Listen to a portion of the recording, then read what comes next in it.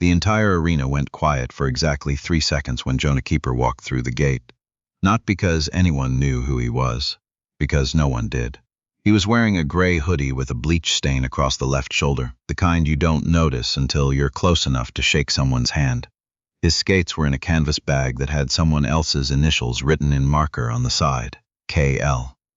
Whoever KL was, they'd left those skates at the rinks Lost and Found 3 winters ago and never come back for them. Jonah had bought them for $12 at the donation bin outside the arena in Sudbury. They were half a size too small. He'd learned to stop noticing. The Rideau Valley Prospects held their annual development showcase in late September, when the maples along the Rideau Canal were still holding their color and the ice had been freshly flooded the night before. It smelled like cold water and rubber and something faintly mineral, the smell of early mornings and empty stands and the particular silence that belongs only to hockey arenas before anyone arrives. Except people had arrived. Scouts in the upper rows, coaches with clipboards along the boards, parents in expensive fleece vests clustered near the penalty box side, prospects in matching equipment worth more than some used cars. Everyone had a place. Everyone had a story already written about them before they'd touched the ice. Jonah's story, to the extent that anyone in that building would have written one, was short. He didn't belong there. The man at the gate, a volunteer in an orange vest whose name tag said Doug, held out his hand without looking up from his clipboard. Number? I don't have one, Jonah said. Doug looked up then. He took in the bleach-stained hoodie, the canvas bag with someone else's initials, the fact that Jonah was standing alone with no parent beside him, no agent, no equipment sponsor logo in sight. He took all of that in over the course of about 2 seconds. Showcase is by invitation only, Doug said. You need a registration number, I know. I was wondering if I could speak to whoever's running the ice time. That would be Coach Arsenal. He's busy. I can wait. Doug looked at him again. Then he looked past him at the parking lot, as if expecting someone more official to be walking up behind Jonah. No one was. Son, this is a professional development showcase. These kids have been scouted and registered for months. There's no walk-in process. The word son landed the way it always did. Not cruel exactly, but dismissive in a way that was somehow worse than cruelty. It meant, I have already decided what category you fall into, and that category does not require my attention. Jonah nodded. I understand. I'll wait by the boards. He said it calmly, the way someone says something they have already decided to be true, and he walked past Doug before Doug had fully processed what was happening. He didn't cause a scene. He didn't argue. He just walked to the far end of the ice, near the Zamboni door, where nobody was standing, and he set down his canvas bag and sat on the cold concrete floor and began to put on KL skates. No one stopped him because no one was paying enough attention to bother. The first person to notice Jonah Keeper was not a coach or a scout or anyone with authority over anything that happened that day. It was Marguerite Blais. She was 71 years old, which she would tell you without being asked, and she had been watching hockey since her father took her to a game at the old Ottawa Civic Center when she was 4. She had watched her husband coach Junior A for 22 years. She had raised 2 sons who both played until their knees told them otherwise. She had watched hockey in arenas that smelled like wood smoke and in arenas that smelled like corporate cleaning products, in weather so cold the Zamboni left visible exhaust in the air, in spring sunshine that turned the parking lots to mud. She was sitting in the second row of the east side of the stands, slightly apart from the parents in their fleece vests, with a paper cup of coffee from the concession stand and no clipboard, because she hadn't carried a clipboard in 11 years.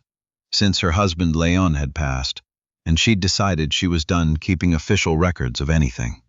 She watched the kids in matching equipment run their preliminary drills. She watched the coaches make notes. She watched the scouts in the upper rows, who tried not to be noticed watching. And then she watched Jonah Keeper step onto the ice. He stepped on it the way you step into a room you know well. No hesitation, no adjustment. The skates fit badly. She could see that in the first stride, the way his foot rolled slightly inward, but he compensated for it without breaking rhythm. He didn't do anything dramatic. He just skated to the far blue line and started working on his edges, alone, while the organized drills happened at the other end. Marguerite Blais set down her coffee. She'd seen a lot of hockey. She'd seen a lot of kids who were fast, and kids who were strong, and kids who had been coached so thoroughly that their movements were technically perfect and somehow completely empty of instinct. She'd seen kids who knew how to perform for scouts, and kids who forgot the scouts were there. What she didn't often see was someone who moved on ice the way Jonah Keeper moved. It wasn't the speed. It was the relationship between his body and the ice, the economy of it, the lack of wasted energy, the way he seemed to understand ice in the way a good carpenter understands wood, not fighting it, listening to it. She watched him for 6 minutes before anyone else noticed he was there. Coach Arsenal noticed him on a drill. Not because he was doing well, though he was doing extraordinarily well, but because he wasn't supposed to be there, and Coach Arsenal prided himself on knowing where everyone was at all times. He was 44, had played 4 seasons of professional hockey before a shoulder injury redirected him toward coaching, and he ran development showcases with the organized precision of someone who found disorder genuinely upsetting. He skated over to the far end where Jonah had inserted himself into a neutral zone cycling drill with 3 of the registered prospects. "Hey," he blew his whistle once. "Hey, you, in the gray." Jonah stopped. "This is a closed session. Who cleared you to be on the ice?" The other 3 boys in the drill had stopped too. They were watching, one of them. A kid named Patrice, whose father was in the stands with a very large and very expensive camera, was visibly smirking.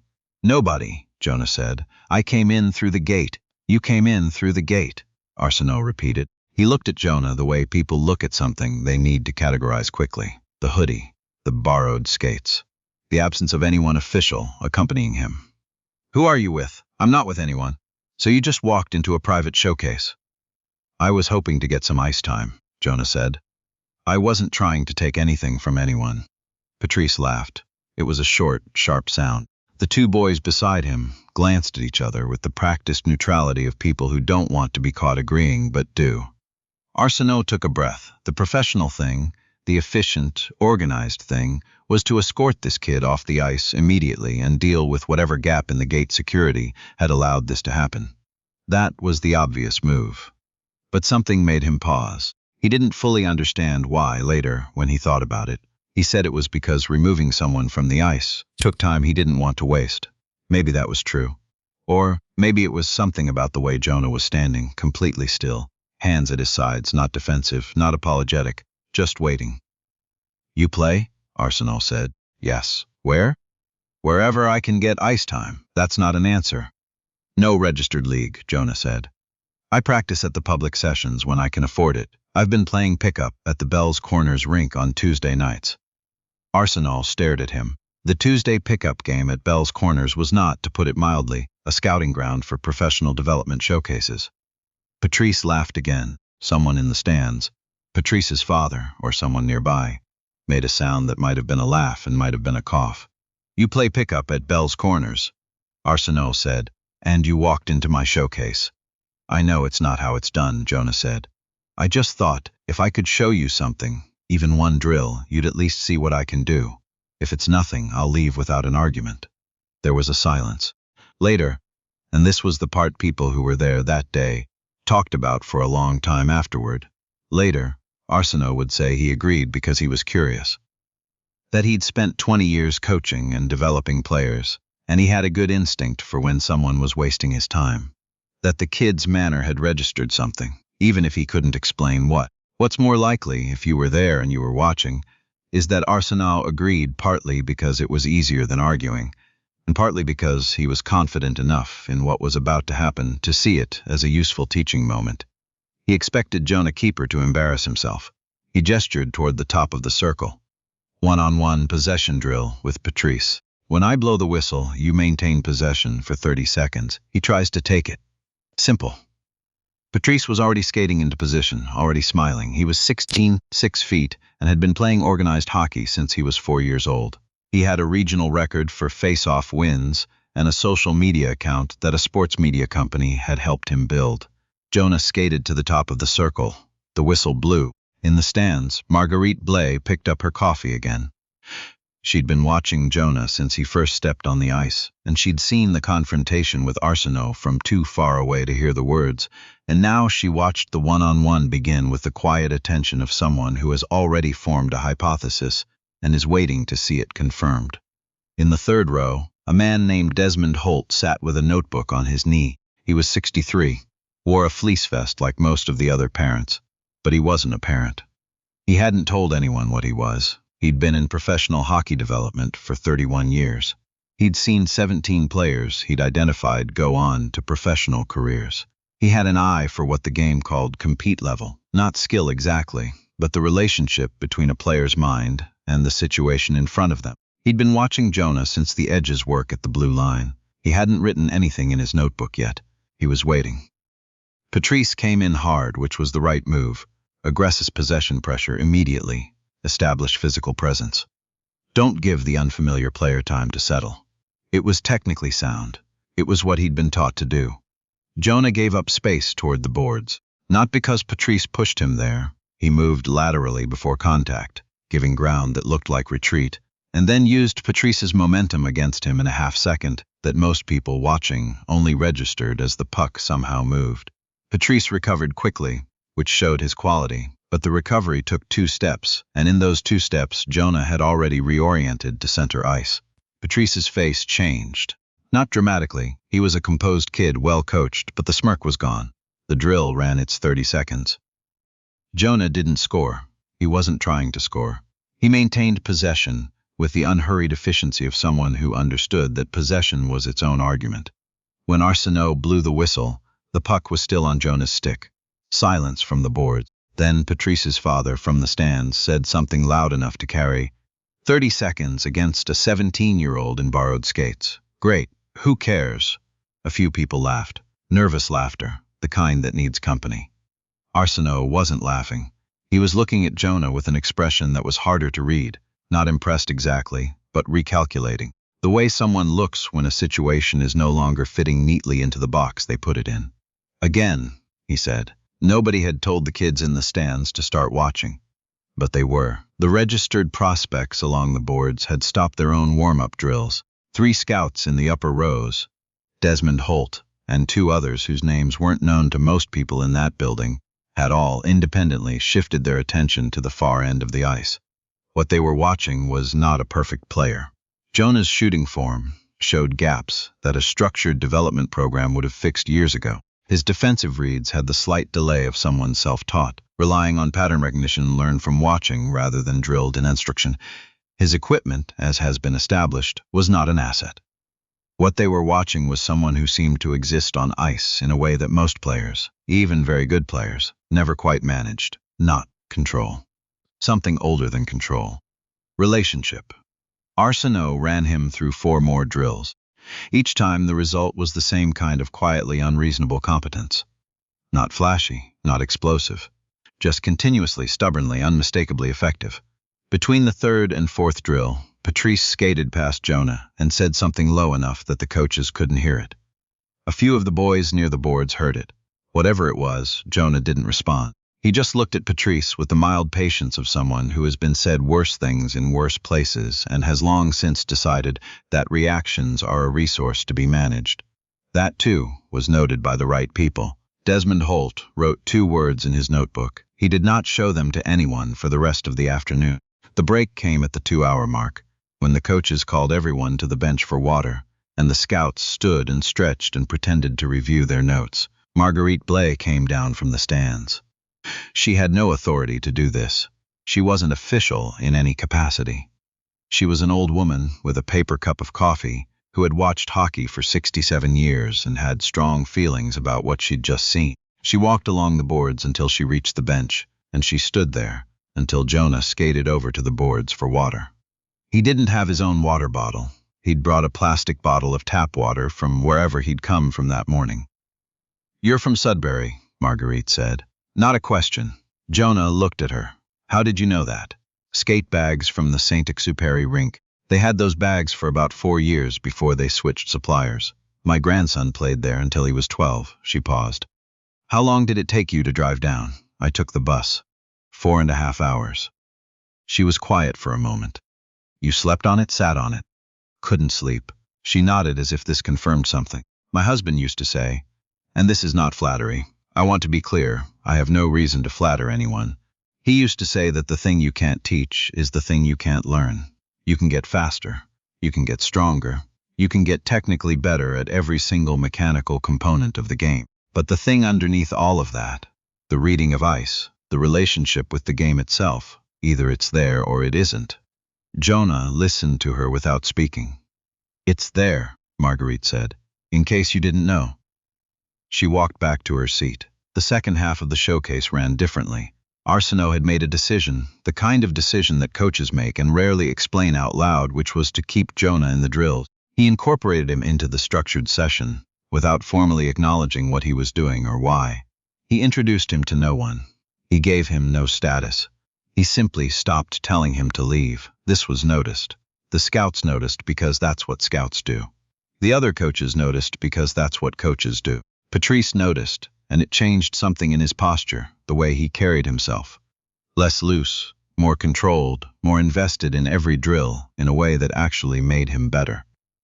That was an interesting thing. The presence of someone who shouldn't have been there made the people who belonged there better. The best drill happened late in the afternoon, when the light through the high windows of the arena had gone from clear to amber, and the ice showed the marks of 2 hours' hard work.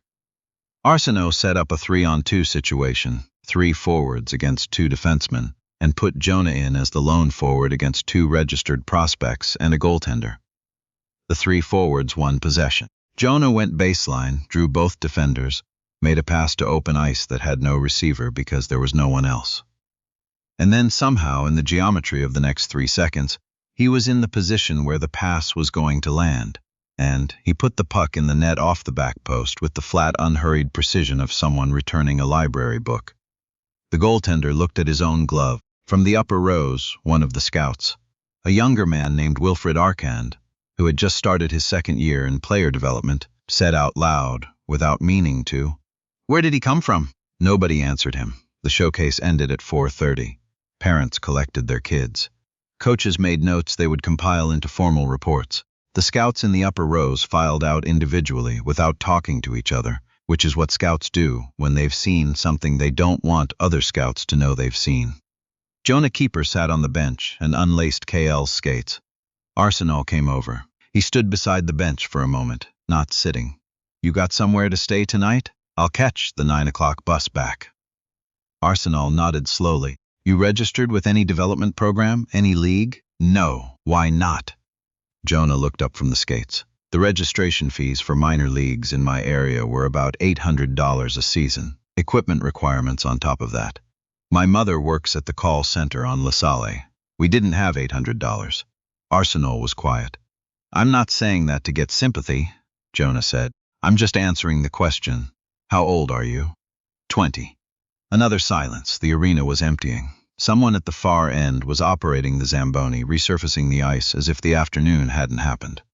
"I'm going to make a call," Arsenault said. "I can't promise anything. There are processes. There are people I'd need to talk to. I'm not in the business of making promises I can't keep." Jonah nodded. He understood the careful language. He understood what it was and what it wasn't. "But I'm going to make a call," Arsenault said again. He walked away. Desmond Holt was waiting near the Zamboni door. This was also not accidental. Holt had spent 2 hours after the drills making quiet inquiries among the arena staff, tracking down the sparse details of who the kid in the gray hoodie was and where he'd come from. He had a name. He had a city. He had the image, still clear in his mind, of a 20-year-old sitting on a bench in borrowed skates, taking apart a 6-foot teenager who'd been playing organized hockey for 12 years, and doing it with the particular economy of someone who has spent years learning to do more with less. He waited until Arsenault had walked away, and then he walked over and sat down on the bench next to Jonah. "Desmond Holt," he said, and offered his hand. Jonah shook it. Holt didn't explain who he was right away. He had a habit of waiting to see if people recognized his name. Most people in hockey development did. Jonah didn't react at all, which told Holt something. "I've been doing this for 31 years, Holt said. "I've sat in a lot of arenas, watched a lot of players come through a lot of showcases." He paused. "I want to tell you 2 things. Jonah waited. "The first thing is that what you did today, walking into a closed showcase with no registration, no equipment, no backing, that's not something most people would do. Not because they couldn't, but because they can't imagine doing it. The gap between here and there looks too wide. You walked over it like it wasn't there. I didn't have anything to lose, Jonah said. That's not the same as not being afraid. A silence. The second thing, Holt said, is that I've made a note about you, and I don't make notes about most people. He looked at the ice. The Zamboni was finishing its last pass, leaving the surface clean and unwritten again. There are no guarantees.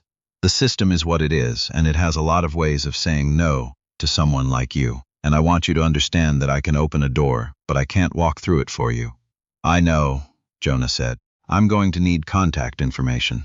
Jonah gave him a phone number. It was his mother's phone, not his own. Holt wrote it down in his notebook, on the page after the 2 words he'd written during the drills. He closed the notebook. You should eat something before your bus, he said. There's a Tim Hortons 2 blocks east on Merivale. He stood up and walked out. Jonah put KL's skates back in the canvas bag. He zipped it shut. He sat on the empty bench in the emptying arena for another few minutes, because he wasn't in a hurry, and because the cold air had a quality he liked, clear and honest and indifferent. The kind of air that doesn't tell you what you want to hear. His mother didn't know he was here. He hadn't told her because he hadn't wanted her to worry about the bus fare. He hadn't told anyone because there was nothing to tell yet, and he'd learned early that hope, shared too soon, becomes a weight other people have to help you carry. He thought about the one-on-one drill with Patrice, about the moment when Patrice's face changed, about the goaltender looking at his own glove. He thought about what Marguerite Blay had said. The thing you can't teach is the thing you can't learn. And he thought about all the cold mornings he'd gotten on the ice at 6 a.m. at the public session, because 6 a.m. was half price, about the hours in his apartment hallway practicing his edges in socks on hardwood, about the Tuesday nights at Bell's Corners with men twice his age who played the game with the cheerful permanence of people who've stopped needing it to mean anything beyond itself. He thought, I have been practicing for something. I didn't know what it was. Maybe this is it, maybe it isn't. But I was right to practice. He stood up, picked up his bag, and walked out through the Zamboni door into the amber September afternoon. 3 weeks later, Desmond Holt called his mother's phone at 7 p.m. on a Tuesday. Jonah was home, he answered. The conversation was 20 minutes long, practical, specific, careful. The way important conversations often are. Not dramatic, not cinematic, just 2 people figuring out what the next step looks like. When it was over, he sat in the kitchen with his mother and told her where he'd been in September and what had happened, and what might happen next. She listened. She asked 2 questions, both of them practical. She didn't cry until she got up to put the kettle on, and by the time she came back to the table, her face was composed and her voice was steady. She said, You should have told me. I know, he said. You should have told me so. I could have told you to go. They sat at the kitchen table in Sudbury while the kettle boiled, and outside the window the October sky over the Nickel Basin was going from deep blue to black, and neither of them said anything else for a while, because some things don't need words. The skates were on the floor by the door. He was going to need new ones. Holt had mentioned that, practically, it was going to be necessary. He would deal with that. He was good at dealing with what was necessary. What stays, when you think about what happened that afternoon in Ottawa, is not the drills or the one-on-one or the goal off the back post. What stays is the image of a 20-year-old sitting on a concrete floor in borrowed skates that didn't fit, lacing them up with the calm deliberateness of someone who had decided, somewhere along the way, that what was on the other side of the gate was worth whatever it cost to reach it. Nobody stood up for him that day. Nobody walked him in or vouched for him or handed him a registration number. He laced up KL's skates and he walked through a door that had been closed and he played until someone paid attention. That's the part worth keeping.